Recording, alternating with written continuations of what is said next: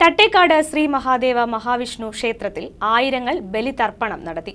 താലൂക്കിലെ മറ്റ് വിവിധ ക്ഷേത്രങ്ങളിലും ബലിതർപ്പണ ചടങ്ങുകൾ ഉണ്ടായിരുന്നു. മഹാശിവരാത്രിയിൽ താലൂക്കിലെ വിവിധ ക്ഷേത്രങ്ങളിൽ മൺമറഞ്ഞ പിതൃക്കൾക്കായി വിശ്വാസികൾ ബലിതർപ്പണം നടത്തി.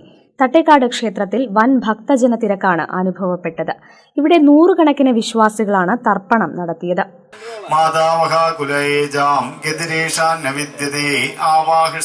പിണ്ഡം 5 ആയിട്ട് ഭാഗിക്കുക. അതിൽ ഒരു ഭാഗം എടുത്ത് പിടിക്കുക. ഓം ആ ബ്രഹ്മണോയേ പിതൃവംശജാത മാതൃസ്തദാ വംശദ്ഭവാ മദീയ വംശദ്വയസ്മിൻ മമദാസഭൂത മിത്രാണി സംഖ്യ.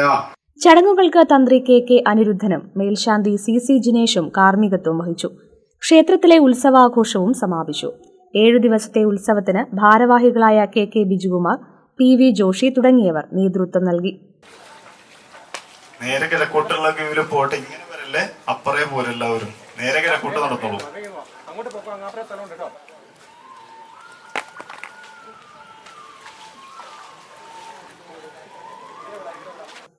കൂവള്ളൂർ ശ്രീ മഹാദേവ ക്ഷേത്രത്തിലും ബലിതർപ്പണത്തിന് നിരവധി ഭക്തരെത്തി.